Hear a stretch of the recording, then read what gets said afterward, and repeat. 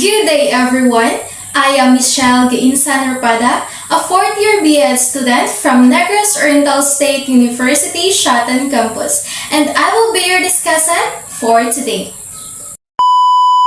Alright, I'm ready to share some ideas with you. By the way, my assigned topic is about motivation strategies, which is part of the bigger topic called learners' behavior and motivation. So, why is this important?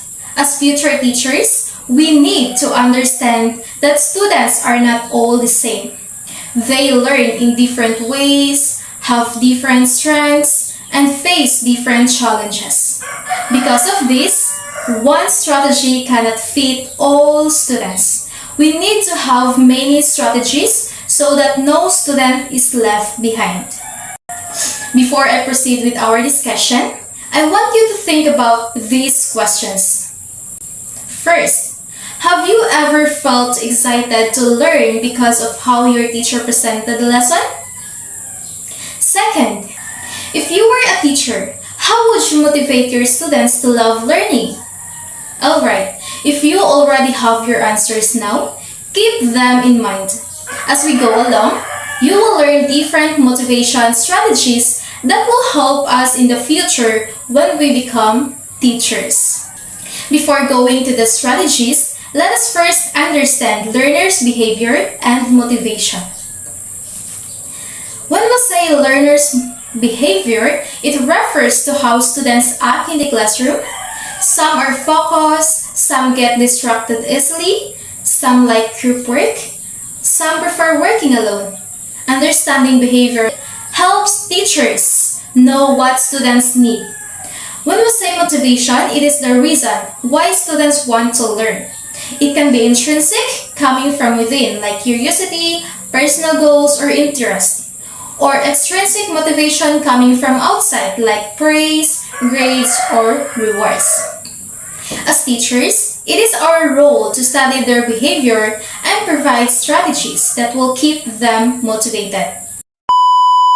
Now, let us discuss the motivation strategies one by one. First, supportive environment.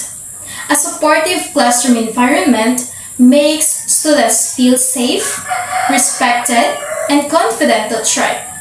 If students are afraid of being embarrassed, they may not participate.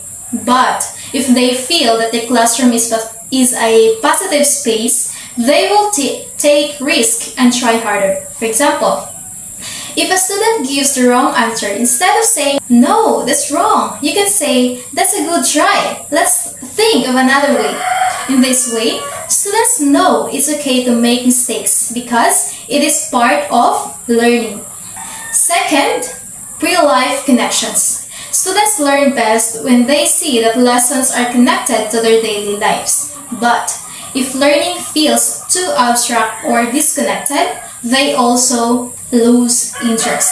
Like for example, in a math class about fractions, instead of only writing numbers on the board, bring a real pizza or show a picture of a cake. Then ask, if I cut this cake into 8 slices and you eat 2, what fraction did you eat? This way, students realize that fractions are not just numbers in a book. They exist in the food they eat, the time they spend, or even in money. Third, build relationships with students. Students perform better when they know that their teacher cares about them, not just about grades.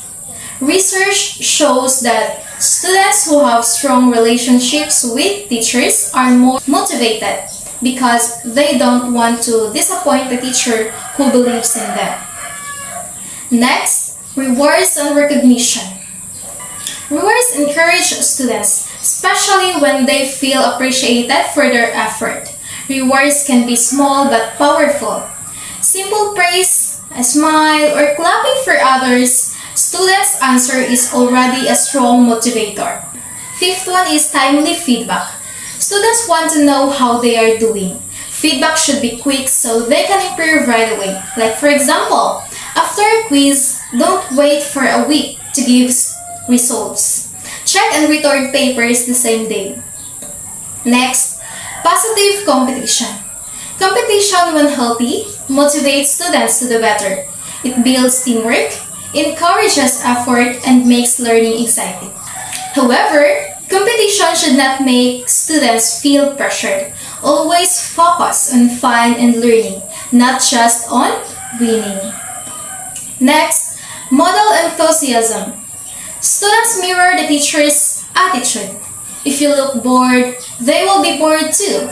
But if you show excitement, they will also be excited to learn.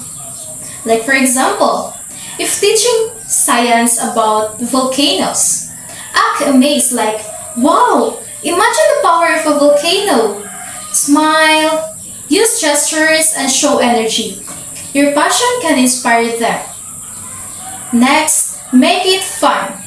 Students love learning when it feels enjoyable. Adding humor and fun activities makes lessons memorable.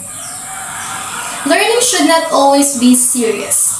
Fun activities, jokes, games, music can keep students motivated. Next, last but not the least, we have shared experiences. Students feel important when their own stories are valued in class. They also learn from each other's experiences. Allow them to share what they know and connect it to the lesson. Like for example, in social studies class, ask who has visited another city or province. What was your experience? This gives them a chance to speak and share. So those are some of the different motivation strategies that we as teachers can use inside the classroom. Again, let us remember that each strategy is not meant to stand alone. Rather, we should combine them depending on our learners' needs. If we know how to motivate our students, we are not only teaching lessons, we are inspiring them to love learning. Remember, motivated students are engaged students, and engaged students learn better. Thank you for watching and listening. I hope this discussion gave you useful ideas that you can apply in your future classrooms.